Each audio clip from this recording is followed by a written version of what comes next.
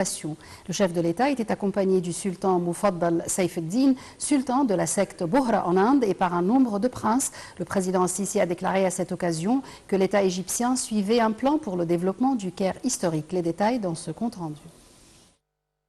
Le président Abdel Fattah el-Sisi a affirmé que l'État égyptien suivait un plan de développement du Caire historique. Cette déclaration a eu lieu aujourd'hui lors de l'inauguration du chef de l'État de la mosquée de Sayyida Nafissa après sa rénovation. Il a souhaité la bienvenue au sultan de la secte des Bohra, qu'il a remercié pour avoir contribué aux travaux de restauration des mausolées de la famille du prophète Mohammed, paix et bénédiction sur lui. Le président el-Sisi a inspecté les travaux entrepris dans la mosquée de Sayyida Nafissa et y a accompli la prière. Le sultan de la secte indienne des Bohra, Mufaddal Saif ad-Din, a remercié le président el-Sisi pour lui avoir attribué l'ordre du Nil, qui est un geste honorable renforçant les relations solides et distinguées avec l'Égypte. Le chef de la secte des Bohra a offert au président el-Sisi un exemplaire du Coran en guise d'appréciation pour ses énormes efforts pour rénover les mosquées des membres de la famille du prophète Mohammed, paix et bénédiction sur lui. Le président Abdel Fattah el-Sisi a reçu aujourd'hui le vice-premier ministre et ministre serbe de la Défense, Miloš Vučević.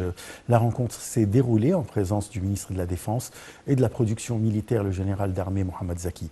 Selon le porte-parole de la présidence, le conseiller Ahmed Fahmi, le président a transmis ses salutations à son homologue serbe, Aleksandar Vučić, saluant les relations historiques étroites reliant les deux pays. Au cours de la rencontre, le président a souligné que l'Égypte tenait au renforcement de la coopération avec la Serbie dans les divers domaines, y compris la défense.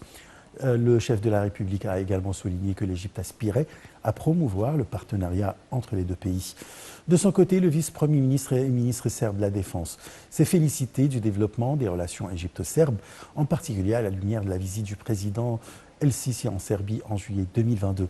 La rencontre a porté sur les moyens de renforcer les relations bilatérales et la coopération militaire et sécuritaire entre les deux pays. Le président el-Sisi et le haut responsable serbe ont également examiné les dossiers internationaux d'intérêt commun, en particulier la crise russo-ukrainienne et ses répercussions géopolitiques et économiques. Le président Abdel Fattah el-Sisi a reçu un appel téléphonique du président kényan William Ruto. Ils ont examiné les outils nécessaires pour renforcer les relations bilatérales et échanger les points de vue sur les dossiers africains d'intérêt commun. Les deux leaders ont en outre discuté de la crise qui sévit au Soudan et la région du bassin du Nil. Selon le porte-parole présidentiel, le conseiller Ahmed Fahmi, les présidents el-Sisi et Ruto ont mis l'accent sur l'importance d'élargir les relations bilatérales et promouvoir la coopération conjointe. Les deux leaders se sont en outre convenus sur la nécessité d'intensifier les consultations entre les deux pays afin de renforcer l'action africaine commune. Cette démarche aidera à réaliser le développement durable tant espéré et à stimuler les objectifs visant à réaliser l'inclusion et l'intégrité continentale sur tous les volets. La 15e session du comité de concertation politique entre l'Égypte et la Tunisie s'est déroulée aujourd'hui à la capitale tunisienne. Elle a été présidée par le ministre des Affaires étrangères Samar Chokri et son homologue tunisien Nabil Ammar en présence des délégations des deux pays.